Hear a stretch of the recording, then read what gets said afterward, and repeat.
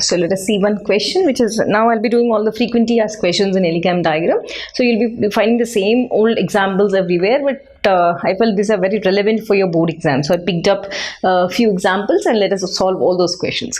What do they give us? The choice of reducing agent in a particular case depends on thermodynamic factor. Okay, accepted. That is what we said.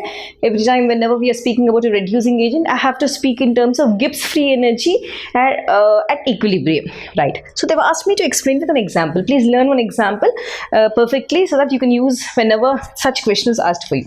So now I'm going to take two examples. Right, let me write. First, I'm going to pick up two metals. First, I'm going to take chromium. This is again a famous example. So as I said, ELECAM diagram, chromium and aluminum is given everywhere. So I took this. So chromium, I'm going to allow it to form, or in the presence of oxygen, this forms chromium trioxide. Right. The delta G value for this is minus 500 kilojoules per mole. Let us label this equation as A.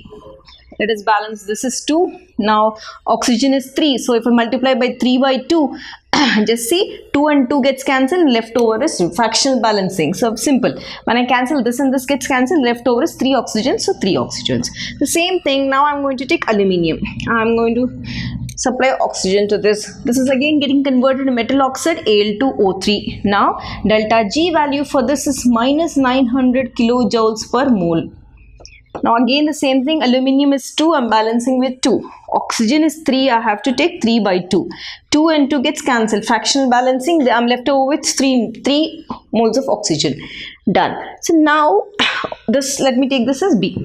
Now I have to calculate, I have to know using this example whether the reaction is feasible or not. Now what am I going to do? I'm going to subtract, because I have to calculate the delta G value, subtract A from B.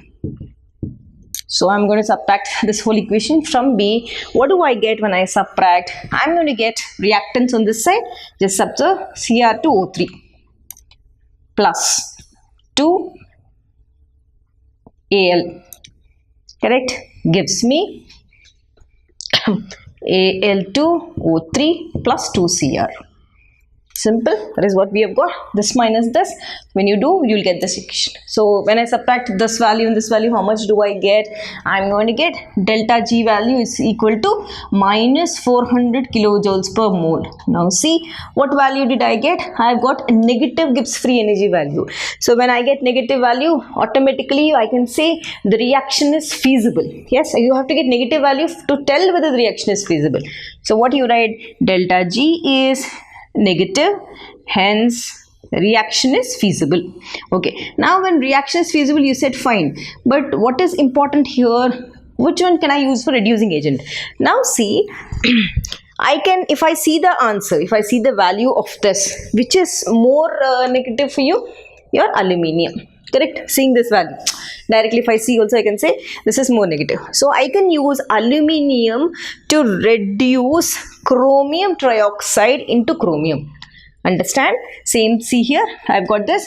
Aluminium can be used to reduce chromium trioxide to chromium. Let us write that first point. So this is your first point. Second point, aluminium can be used, because higher the value, can be used as reducing agent. So for what? For Cr2O3. Now let us learn the other way. Can I use chromium to reduce aluminium trioxide? Chromium to reduce aluminium trioxide? No. See the value? Yes. But chromium cannot be used for reduction of aluminium trioxide. So this is how you're going to write your answer.